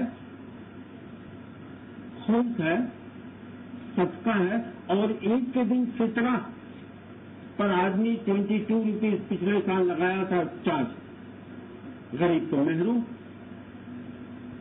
उनके यहाँ गरीब कोई रोता नहीं, हमारे यहाँ गरीब रोते हैं। उनके यहाँ गरीब آپ ایک آدمی نماز پڑھے یا نہ پڑھے، روزہ رکھے نہ پڑھے، کچھ نہ کرے، لیکن روڈ پر پڑا ہو مگر اس کے پاس اسٹمپ لگی ہو کہ یہ مسلمان ہے، اسماعیلی نہیں، تو ان کو کوئی کافر نہیں کہے گا، ہے نا بات؟ لیکن کیونکہ ان کے طریقے سے ہم کوئی چیز نہیں کرتے یا کوئی فرق ہے تو ہمیں برا بلا کہیں گے، کیونکہ یہ ہمارا طریقہ اسلام کا صوفی طریقہ ہے، ان کا ظاہری طریقہ، ہمارا باطنی طریقہ، ان کا شریعتی طریقہ ہے۔ ہم وقت کے ساتھ ایڈجسٹ کرتے ہیں، یہ وقت کے ساتھ ایڈجسٹ نہیں کرتے۔ آج مسلمانوں کو جہاد کی انٹرپریٹیشن کرنے کی کتنی ضرورت ہے؟ آج مسلمانوں کو اسلام کا اور رسول کا جو امیج جو باہر ویسٹرن کنٹری کے اندر جو خراب ہے اس کو سدھارنے کی کتنی ضرورت ہے؟ سب لوگ افغانستان میں جمع ہو گئے جہاد کے لیے، ابھی بھی جمع ہیں، کشمیر میں بھی ہیں، بال بچے کوئی سودان میں ہے، کوئی عراق میں ہے، کوئی الجزائر کے اندر ہے، کوئی مصر میں ہے، کوئی کہاں ہے، بس جہاد کے لیے آئے ہیں، لڑنے کے لیے، جنت میں جانا ہے بس۔ پیچھے بیوی بچے فیملی کس کے حوالے، کون اس کو پہنچائے گا، اس کی کوئی فکر نہیں، یہ اسلام سکھاتا۔ اور رسول جب منتخب کرتے تھے جنگ بدر کے اندر اور جنگ احد کے اندر، جس کو آنا لائن سے کھڑے ہو جاتے تھے، پوچھتے تھے کتنے گھر میں بھائی ہو، کون کمانے والا ہے، سب چیز پوچھ کے پھر اس کو انٹری دیتے تھے۔ ہماری طرح نہیں کہ امپریس مارکیٹ کے سامنے بس ایک شامیانہ لگا دیا، کوئی بلڈ لے رہا ہے، کوئی ڈونیشن لے رہا ہے اور جہاد کی پرچیاں بن رہی ہے۔ یہ کھیل تماشا جو کر رہے ہیں ان کو کچھ کہہ نہیں رہے ہیں، اور جو اسلام کی خدمت کر رہا ہے خاموشی سے، ان کے اوپر جب فارغ ہوں گے تو بتائی جائے گی باتیں۔ تو کس کے چہرے پر نور برس رہا ہے، کس کے چہرے پر آپ دیکھیے رونق ہے۔ آج ان کے سر پر کوئی ہاتھ رکھنے والا کوئی نہیں۔ آج امریکہ جو چاہے کر سکتا ہے، اسرائیل جو چاہے کر سکتا ہے، انڈیا جو چاہے کر سکتا ہے، مسلمان کچھ آواز نہیں نکال سکتا۔ حضرت امام نے کہا انٹرویو میں، کسی کی طاقت ہے کوئی کہہ سکتا؟ تو صرف بات نماز اور روزے کی بات، یہاں یہ بات سستی ہے، آسان ہے، جو سب کو اپلائی کرتی ہے، اس لیے ہمیں یہاں زیادہ پکڑ دکڑ کرے گی۔ آپ کے یہاں یہ ہو رہا، تو بات میں نے کہا 10 قرآن کے اندر سورہ انفال کی آیت نمبر 41 ہے، اور مسلمانوں تم جان لو کہ یقیناً جو کچھ تم نے مال غنیمت سے لیا ہے، کہ یقیناً جو کچھ تم نے مال غنیمت سے لیا ہے اس میں بے شک خدا، پیغمبر کے گھر والے، یتیموں، مسکینوں اور مسافروں کے لیے ہے۔ اس میں بے شک خدا، پیغمبر کے گھر والے، یتیموں، مسکینوں اور مسافروں کے لیے ہے۔ سورہ انفال کی آیت نمبر 41۔ اس کو ہم دیکھو، آج خمس کا کہیں نظریہ نہیں ہے، واضح طور پہ جنگ کے میدان میں جب جاتے، لوٹ کا مال بوٹی کہتے ہیں، زمین پر دشمن سامان چھوڑ کر اپنی جان بچانے کے لیے چلے جاتے تو اس کو انفال کہتے تھے۔ انفال، اس کو مال غنیمت بھی کہتے تھے، کیونکہ اس کے اندر کھانے پینے کی چیزیں، تلواریں، اشرفیاں یا اکثریت اس میں بکریاں زیادہ تھیں، کیونکہ بکری کو عربی میں غنم کہتے ہیں، غنم، اس لیے اس کا نام پڑا مال غنیمت یا انفال۔ رسول اللہ جنگ کے اندر ان لوگوں نے حصہ لیا، شروع میں جنگوں کے اندر جو حصہ لیا سب کے اندر جو بھی انفال یا بوٹی یا مال غنیمت ملتا سب میں بانٹ دیتے تھے۔ جب بانٹنا شروع ہوا، لوگوں نے بدر کی جنگ میں حصہ بانٹ لیا، احد کی جنگ کے اندر بھی حصہ لے لیا. اب اس کے بعد خندق کی جب جنگ ہوئی، جنگ خندق، تو قرآن کی سورہ انفال کی یہ آیت نازل ہوئی کہ اب تم پر ٹیکس لگا کہ تمہیں 100 درہم اگر ملا. اب دیکھیے یہ 6 جگہ پر بانٹنا ہے. خمس لفظ کی معنی ہے 5واں حصہ. اب دیکھیں یہاں پر 6 کہ جو کچھ تمہیں مال غنیمت سے ملا ہے اس میں تم پر خمس واجب ہے. کس کے لیے وہ خمس ہے؟ اللہ کا رسول، رسول کے گھر والے، یتیم، مسکین اور مسافر. رسول نے اس کو 6 جو نام ہے نا، اس کو 3 حصے میں ڈیوائڈ کر دیا. ظاہر اللہ کا حصہ تو رسول کو دو گے، رسول کا حصہ رسول کو ملے گا، اور رسول کے گھر والے ذی قربا قریبی رشتے دار وہ بھی رسول کے ساتھ رہتے تھے تو وہ رسول کو ملا. یعنی 3 حصہ ایک جگہ جمع ہو گیا، اللہ کا حصہ، رسول کا حصہ اور رسول کے گھر والوں کا حصہ. اور یہاں پر مسکین، مسافر اور یتیم کا حصہ ایک طرف. اب فرض کرو کہ ایک شخص کو 100 درہم ملتے تھے مال غنیمت میں، تو اس پر لازم ہوتا کہ وہ اس کا 5واں حصہ خمس دے گے، 20 درہم واپس کرے. ظاہر میں اس کا نام خمس ہے نا، 5واں حصہ. 100 دینار آپ کو ملا تو رسول کیا کہتے تھے؟ 20 میں سے 10 یہاں رکھتے تھے، 10 یہاں رکھتے تھے. تو وہ جو 10 رسول کو ملتے اللہ اور رسول اور رسول گھر والے، یہ ہے رسول. 5واں ہے مگر 10واں کا بنا، سمجھ رہے ہو نا کہ ایگزامپل دے کر. یہ ویریس قسم کے ٹیکسز. اب دیکھیے نا، جیسے حالات ایسے ایسے ٹیکس لیوی کیا جاتا تھے، جیسے جیسے حالات تھے ایسے ایسے ٹائم پر ٹیکس لگائے جاتے تھے. اب 10 اور اس کے بعد زکوٰۃ. پورے قرآن کے اندر کہیں پر بھی 2.5% اس کا ریٹ نہیں بتایا ہے. زکوٰۃ کا کہیں پر ریٹ نہیں ہے، صرف زکوٰۃ دو ذکر ہے، لیکن ریٹ کتنا 2.5 وہ تو بعد میں رسول کی حدیث اور بعد میں آنے والے پیریڈ کے اندر لوگوں نے اس کو فکسیشن کیا. کبھی ایسا بھی ہوا ہے کہ زکوٰۃ کا ریٹ 3% بھی ہوا ہے، 3.5% بھی حضرت عمر کے دور میں ہوا ہے، کیونکہ قرآن نے اس کا فکس نہیں کیا. کہیں پر بھی قرآن نے اس کا فکسیشن نہیں. اب کیا ہے؟ زکوٰۃ لفظ جو ہے زکوٰۃ سے نکلا عربی، اس کی معنی ہے پیدائش یا پاکیزگی. یہ 2 سینس میں قرآن میں یہ لفظ استعمال ہوا، پیدائش یا پاکیزگی، کہ تم جو بھی کماتے ہو. اب انفال میں اب سب کے سب تو میدان جنگ میں لڑتے نہیں تھے، لڑتے تھے اس کے اوپر خمس اکثریت جو تھی وہ اس کو خمس واجب تھا. لیکن ایسے بھی لوگ تھے جو مکہ مدینہ میں رہتے نہیں تھے، باہر رہتے تھے، بیپار وغیرہ کرتے تھے، تو ان کے اوپر زکوٰۃ رائج کی گئی کہ تم خمس سے تو بچے ہوئے، کیونکہ مالی غنیمت تمہیں نہیں ملتا، تمہیں ٹیکس دینا ہے 2.5%. اب یہ جو ہے سال کے کیلکولیشن سے ہوتا تھا کہ سال کے اندر آپ کے پوزیشن میں جو ہو، اگر آپ کے پاس 200 درہم ہے، سال کے اینڈ میں آپ کے پاس 200 درہم ہے، یا 52 تولہ یا 21 اونس چاندی، یا 20 مشکال کہتے ہیں 7.5 تولہ یا 3 اونس سونا، اس پر زکوٰۃ لیوی ہوتی تھی، پیبل ہوتا تھا. لیکن بعد میں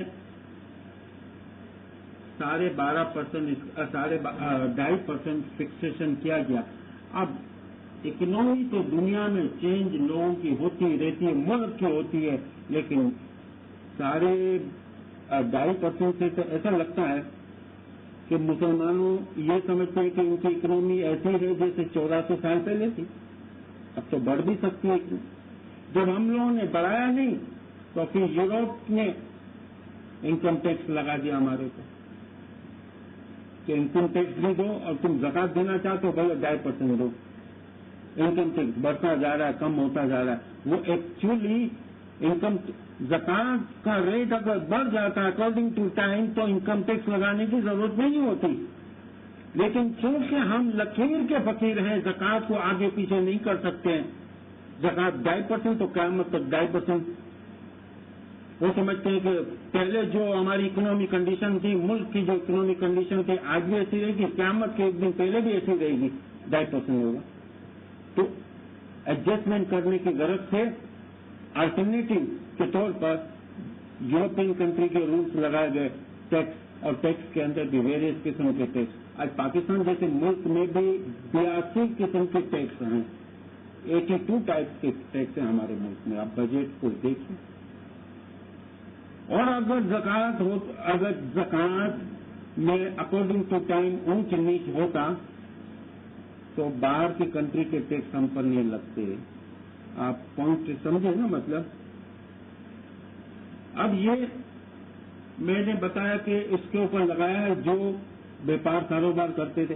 لیکن ایسے بھی لوگ تھے جو کھیتی باڑی کرتے تھے, نہ جنگ میں حصہ لیتے تھے تو وہ خرچ نہیں دیتے تھے, کاروبار نہیں کرتے تھے اس لیے وہ لوگ کاروبار نہیں کرتے تھے اس لیے وہ لوگ زکات نہیں دیتے تھے. مگر کھیتی باڑی کرتے تھے تو اس کے لیے لفظ کہ تم 10واں حصہ دو, اور اس کا لفظ رکھا گیا عشر. معاشرے میں 3 قسم کے لوگ تھے رسول کے زمانے میں. جنگ کے اندر حصہ لیتے تھے, اس کو خمس دینا. بیپار کاروبار کرتے تھے, وہ زکات دیتے تھے. اور کھیتی باڑی کرتے تھے, وہ عشر دیتے تھے. ہمارے اماموں کی صحبت میں تھے, ہم کیا دے گے, تم خمس دو. تم جہاد کرنے والے ہو, اپنے نفس کے ساتھ جہاد کرنا ہے تمہیں قیامت تک. تم خمس دو, 10واں حصہ دو. اور دوسرے لوگ بیپار کاروبار کرنے والے یا عشر کی جگہ سب چیز ایک ہو گئی, کیونکہ گاؤں ختم ہوتے گئے, شہر بنتے گئے, تو کھیتی باڑی اس زمانے کم ہوتی گئی, تو عشر دینے والے زکات میں آ گئے. اس لیے لفظ زکات کا استعمال زیادہ ہے اکثریت میں. اور ہمیں یہ سکھایا کہ 10 ان, ہم بھی کھیتی باڑی کرتے تھے, ان اناج کو کہتے ہیں. اناج کا 10ویں حصے کو 10 ان کہتے ہیں, جو آگے جا کے 10واں لفظ بنا.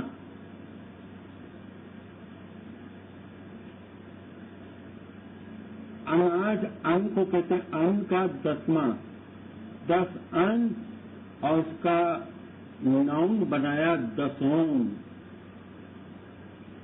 اور ہندی میں اس کو دسانس کہتے ہیں, تائید کہتے ہیں انگریزی میں, عربی میں تو ویسے عشر کہتے ہیں. اور 2.5% زکات.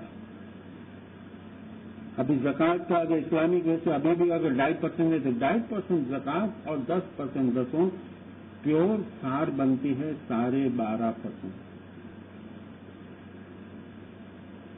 اب ہم کسی کو زکات نہیں دیتے, ہم امام کو دیتے. امام بہتر سمجھتا ہے کہ کون حقدار ہے, اور دنیا میں وہ چیریٹی کرتا ہے اپنے اور مرید کی طرف. اب مولا کی جو چیریٹی ہے جو چینلائز ورلڈ میں ہوتی ہے, اس میں 10واں حصہ نہیں ہے, 2.5% آپ نے دیا, وہ حصہ اس میں شامل ہے. آپ کی ایک پائی بھی شامل ہے اگر 12.5% دیتے ہیں. اس لیے ہم رجسٹر یعنی ڈکلیریشن وغیرہ دے دیتے ہیں کہ ہم تو یہاں دیتے ہیں. مگر جو گاؤں کے اندر کھیتی باڑی وغیرہ کرتے ہیں, جیسے ناردرن علاقے ہیں, جو کھیتی باڑی پہاڑی علاقے میں کرتے ہیں, تو وہ 10واں حصہ ابھی تک دیتے ہیں. بہت پرانا سسٹم رکھا ہوا ہے. اب آپ بتائیے کہ یہ چیز ان کے غیروں کے سامنے پہلے ہم سمجھ لے گئے کہ یہ چیز کیا ہے, اور چیز کیا ہے اس کے بعد ہم اس کے اوپر ڈسکس وغیرہ کریں. اب تیسری جو چیز آتی ہے جس کے بعد ہم آگے تھوڑا بڑھیں, اور وہ ہے ناندی کی رسم. اب ناندی کی جو رسم ہے, یہ کوئی رسم ہے کیا ہے, آپ لوگ سمجھتے ہو ماشاءاللہ ٹیچر ہو اور سب کو پتا ہے کہ یہ ناندی جو ہے ظاہر ہے غیر جو ہے ان کے ہاں ایسی چیز نہیں ہوتی. میں نے ابھی بتایا کہ مردوں کو مانتے ہیں, زندہ کو نہیں مانتے. ان کا فیض اور ہمارے فیض, ان کا طریقہ ہمارے طریقے میں فرق ہے. اہل بیت سے ان کو ابھی تک آپ کہو کہ سنی لو, سن لو یہ بات کہ شیعہ میں سے چاہے اسماعیلی ہو, بوری ہو, علوی ہو, زیدی ہو, نصیری ہو یا دروزی ہو, کوئی بھی ہو, لیکن علی کے لیے اس کے اندر محبت ہے. تو سنی کہیں گے کہ ہم بھی محبت کرتے ہیں, کہیں گے نا ہمارے یہاں بھی چوتھا, تو ان کو کہو کہ تم ضرور کہہ سکتے ہو لیکن محبت نہیں کرتے, ریگارڈ کرتے ہو. There is difference between regard and محبت. اگر کوئی بڑا آدمی آئے گا, آپ کھڑے ہو کے اس کو سیلوٹ کرو گے, دس از ریگارڈ. اس بڑے آدمی کو آپ نے سیلوٹ کیا, اس کا مطلب نہیں کہ آپ اس میں جان دے دو گے اس کو. لیکن اس کے برعکس کا حاضری میں اگر یہاں سے گزریں گے, آپ اس کے لیے جو کھڑے ہوں گے رسپیکٹ, وہ ریگارڈ نہیں ہے, محبت ہے. ریگارڈ اور محبت میں فرق ہے. ریگارڈ تو کسی کو بھی آپ دے سکتے ہو,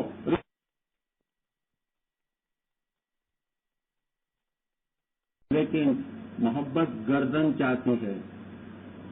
وہ سب کے لیے نہیں, صرف مولا علی کے لیے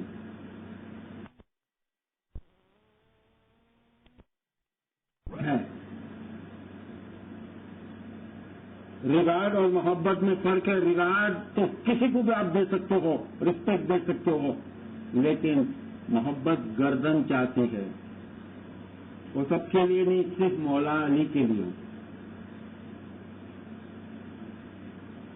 اور 1885 کے اندر مولانا امام سلطان حسین اپنے فرمان کے اندر بتایا, اس سے آپ سوچو اور خود کمپیئر کرو کہ امام سلطان حسین نے فرمان کیا تھا. تخت پر بیٹھ کے بامبے زرخانہ کے اندر, کھڑک دماغ خانے کے اندر مولانا نے فرمایا کہ جماعتوں تمہیں یاد ہے کہ واقعہ کربلا ہوا, اور جب لاسٹ موومنٹ تھی, جب امام حسین کو گھوڑے سے گرایا گیا اور شمر نے آ کر تلوار لے کر مولا کے اوپر اٹھائی اور شہید کرنے کی تیاری کر رہا تھا, تب امام حسین نے شمر کی طرف دیکھ کر کہا, فرمایا کہ شمر میں نے تو شہادت کو قبول کر لی ہے, لیکن مجھے قتل کرنے کے لیے اتنی تیزی کیوں کر رہے ہو؟ تو مولا نے فرمایا کہ اس وقت شمر نے امام حسین کو جواب دیا, میں اتنی جلد بازی کر رہا ہوں اس وقت آپ کو شہید کرنے کے لیے, قتل کرنے کے لیے, اس لیے کہ اس وقت اذان ہو رہی ہے, کہیں میری نماز قضا نہ ہو جائے. یہ فرمان مولانا نے فرمایا ہمارے 48ویں ماہ میں. مولانا نے فرمایا کہ یہ وہ لوگ تھے جو قرآن پڑھتے تھے, تلاوت کرتے تھے, روزے رکھتے تھے, حج کرتے تھے, نماز پڑھتے تھے, سب کچھ کرتے تھے, لیکن اہل بیت کے خون کے پیاسے تھے. مولانا نے فرمایا کہ اللہ قیامت تک ان کی کوئی عمل قبول نہیں ہوگا. محبت نہ ہو, اہل بیت رسول کا خون, رسول کے خون کو چھوڑ کر 2 سال تک ابو حنیفہ نے امام محمد باقر کے پاس تعلیم لی, لیکن باہر جا کے طریقہ اپنایا اور حنفی فرقہ بنایا, سنیوں کا حنفی فرقہ. ایک دن امام محمد باقر, آپ نے سنا ہوگا کہ ایک مرتبہ بازار میں, ینگ ایج تھی, چھوٹی عمر تھی, بازار میں جا رہے تھے, تو امام ابو حنیفہ جو اس کے شاگرد رہ چکے تھے 2 سال پہلے, 2 سال تک, تو اس نے بھاگتے ہوئے امام محمد باقر کے پاس آیا. تو اس وقت امام محمد باقر کے پاس لکڑی تھی, لکڑی کے سہارے آہستہ آہستہ چلتے تھے. تو پوچھا کہ یا مولا, آپ ماشاءاللہ جوان ہو, آج آپ کو لکڑی کی کیا ضرورت پڑی؟ تو مولا کوئی خیر ہے, وہ پاؤں میں تکلیف وغیرہ؟ تو اس نے کہا کہ نہیں ابو حنیفہ, ایسی کوئی بات نہیں, دراصل یہ لکڑی اٹھا کر دکھائی, یہ میری نانا کی ہے, گھر کے اندر بند جگہ پر پڑی تھی, باکس کے اندر. آج جی چاہا کہ میں اس کو لے کر شہر گاؤں کا دورہ کروں، سہل کروں؟ آپ کے نانا کی لکڑی یعنی رسول اللہ کی لکڑی امام کے ہاتھ سے کھینچ لی اور اس کو چومنے لگا، آنکھوں پہ لگایا، پیشانی پہ لگایا. جب بار بار یہ کرنے لگا اور اس کی رسپیکٹ دینے لگا تو کندھے کے تو انگلی مار کر امام کو اپنے جلال کے اندر آ کر مولا نے فرمایا کہ اے ابو حنیفہ، یہ تو رسول کی لکڑی ہے، لیکن تیرے سامنے رسول کا گوشت، رسول کا خون اور رسول کا نور ہے، اس کو تم نہیں جانتے. اب آپ بتاؤ ایسے لوگوں کے ساتھ کوئی کمپرومائز ہو سکتا ہے ہمارا؟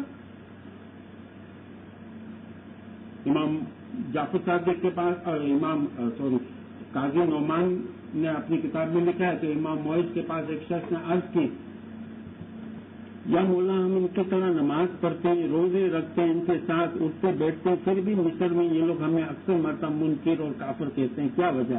مولا نے فرمایا یہ آسان سے بات ہے، یہ کیا وجہ؟ اس کی وجہ یہ ہے کہ تم امامت کی نظرے کو بھول جاؤ، امام کا دامن چھوڑ دو، کل سے وہ تمہیں پکے مسلمان مانیں گے.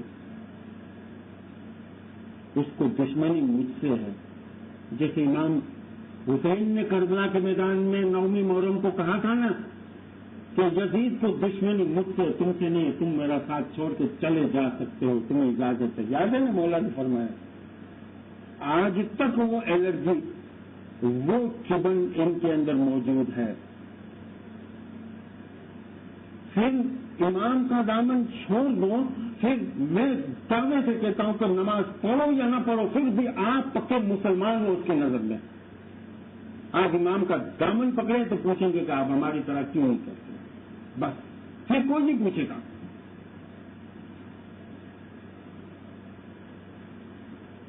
تو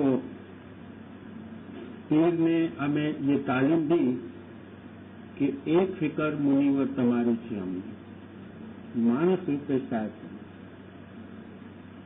یہ دل کے اندر سمانے کی بات ہے.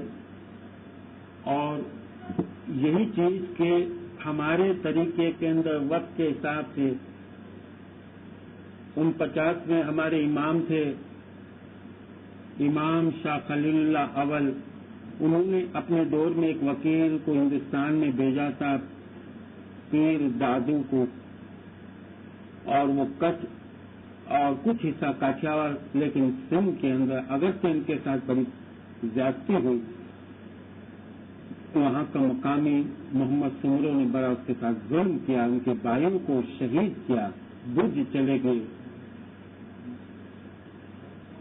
لیکن خاص پیغام لے کر آئے تھے اور پیر صدرالدین سے لے کر امام شاہ یعنی امام اسلام شاہ سے لے کر امام شاہ خلیل اللہ تک جو پیر نے جو رائج کی تھی، جو سیریمنی یا دعا وغیرہ یا بنا، اس میں کافی کرٹیل کیا، چینجز کی تھی. اور پھر اس میں سے ایک چیز ہمیں پرانی کتابوں سے ملتا ہے کہ ناندی رائج کی تھی. اگرچہ اس کے پہلے پیروں کی یہ ہدایت تھی کہ جو تمہیں پیاری چیز لگے وہ مولا کے نام دے دو، الگ الگ ہدایتیں تھیں، لیکن سسٹم ابھی تک نہیں تھا. اور یہ ناندی رائج ہوئی کہ جماعت خانے کے اندر لے آؤ، اور پھر چاہے روحانی کی ہو، چاہے مولا کو راضی کرنے کے لیے یا کوئی بھی ریزن سے ہو، یہ ناندی کسی بھی نظریے سے یہ رائج کی گئی تھی اس وقت. اب یہ نظریہ آپ کو ہو کہ جماعت خانے میں عبادت گاہ کے اندر کوئی چیز دینا، پھر اس کا ڈسپوز آف کرنے کے لیے کوئی بھی طریقہ ہوتا ہے. اور ہمارا جو طریقہ، ہمارے کپڑے ہیں، زیور ہے، فرنیچر ہے، کھانے پینے کی چیزیں، استعمال کرنے کی چیزیں ہم جماعت خانے میں دے دیں، وہ ڈسپوز کرتے ہیں. اب کرسچن میں دیکھیے کہ ہولی بریڈ کا ان کے پاس نظریہ ہے کہ وہ لوگ سب لا کے رکھ دیتے ہیں اور ایکسچینج کرتے ہیں. لیکن کرسچن میں ایک اور ہے کہ چرچ کے اندر اب کرسچن عیسائیوں میں یہ ہے، امریکہ، کینیڈا، یورپ کے اندر کہ کپڑے جو ہے واشنگ ہوئے اور وہاں پر 1-2 مرتبہ پہن پھر اس کا استعمال نہیں کرتے، پھینک دیتے. تو یہ کیا کرتے ہیں کہ گھر کے باہر گاربیج کے اندر ایک جگہ رکھی جاتی ہے، اس کو جمع کیے جاتے ہیں کپڑے اور سب چرچ کے حوالے ہوتے ہیں. چرچ اس کو بالکل صاف ستھرا کر کے ایشین اور افریقن کنٹری کو اندر بیچتے ہیں سستے دام میں، اور ہم لوگ اس کو پہنتے ہیں یہاں سستے دام میں. وہ ایکچولی اس کی رقم چرچ کو بولتی ہے اور چرچ اس سے اپنے فلاحی کام کے لیے استعمال کرتے ہیں. اب ہندو کے اندر نوید ہے ایک رسم، نوید مندر کے اندر پاٹ اپنے گھر سے کوئی بھی پکائی ہوئی چیز لاتے ہیں رکھنا، اور اس کے بدلے میں کوئی اچھی چیز لگے، بہترین جو چیز لگے جو اویلیبل ہو اس کو آپ لے جا سکتے ہو یا اپنی پلیٹ کو وہاں رکھ سکتے ہو، اس کو یہ نوید کہتے ہیں. اسی طریقے سے پارسی لوگ کے اندر ایک رسم ہے، اس کو درون کہتے ہیں. زندے آدمی کے روح کے لیے یا مردوں کے روح کے ثواب کے لیے جو درون کی رسم ہے وہ 2 حصوں میں، وہ گھر میں پکائی ہوئی چیز لے جاتے ہیں. اگر زندہ ہے تو اس کو درون زندہ کہتے ہیں، درون زند روان کہتے ہیں، یا درون انوش روان کہتے ہیں مردوں کے لیے. اب یہودی کے اندر بھی سیکریٹ فوڈ کا بھی نظریہ ہے، اور اسلام میں خاص کر کے صوفی لوگوں میں بگ جوش، صوفی لوگ جو ابھی زیادہ رشیا کے اندر یا ترکستان یا ایران کے بارڈر کے پاس رہتے ہیں، بگ جوش کی بھی یعنی ڈش کا استعمال ہوتا ہے. اب یہاں پر ہمارا جو طریقہ ہے اور غیروں کے طریقے میں یہ ناندی، یعنی میرے کا مطلب غیروں کے طریقے میں ناندی نظر نہیں آتی، لہٰذا وہ سوال کرتے ہیں تو ہم سوال کبھی نہیں کرتے. اب دیکھو بڑی سے بڑی مسجد ہے، نہ کوئی ڈسپلن ہے نہ کوئی انسٹیٹیوشن ہے، کوئی وہاں پر میں نے تو نہیں دیکھی تو کوئی باقاعدہ شوز کمپنی کو ہاتھ میں جوتے لے کر جاؤ اور نماز پڑھو. جب ایسی حالت ہو مسجد میں، وہاں ناندی کا نظریہ کیسے جم سکتا ہے؟ وہاں تو پلیٹیں چوری ہو جائے کہ جوتوں کے اوپر بھی بھروسہ نہیں ہے کہ لوگ بڑی سے بڑی مسجد میں لے کر جوتے اپنے ساتھ رکھتے ہیں. آپ بتائیے، خدا کے ساتھ پاکیزگی کرو اور یہ باہر ہاتھ پاؤں دو کیا؟ تو ناندی کے اندر تو زیور بھی آتے ہیں، نہ جانے کیا کیا پرفیوم وغیرہ آتے ہیں کہ لوگ نماز پڑھنے کے ان کی طرف نگاہ ہو. ڈسپلن کا ہے تو وہ ڈسپلن جو اس قوم کے اندر ہے، اس قوم میں ابھی ٹائم لگے گا، لیکن یہ اس کا استعمال بھی اچھے فلاحی کام کے لیے ہوتا ہے. اب دیکھیے کہ 98 کے اندر حاضر امام گئے، میں آپ کو بتاؤں کہ میں اس کی مثالیں کتنی میں آپ کو دوں. بہرحال کہنے کا میرا اشارہ یہ ہے کہ ناندی جو ہے یہ، یا اس کو ہندی میں اگر لوگ ناندی تو اس کی معنی بنتی ہے بلیسنگ. نادی کہو تو کہو گے کہ یہ ناد سے نکلا ہے، ناد کا مطلب پکارنا، اور ناد کرنے والے کو مناد یا منادی کہتے ہیں آپشن کو. اب یہ تھنکنگ سامنے رکھ کر کہ جماعت خانے کے اندر یہ لوگ آپشن کرتے ہیں، یہ لوگ کرتے ہیں، یہ لوگ کون کرتے ہیں، کیوں کرتے ہیں، کیا کرتے ہیں، کیوں، اس کی وجہ نہیں. کسی کے اندر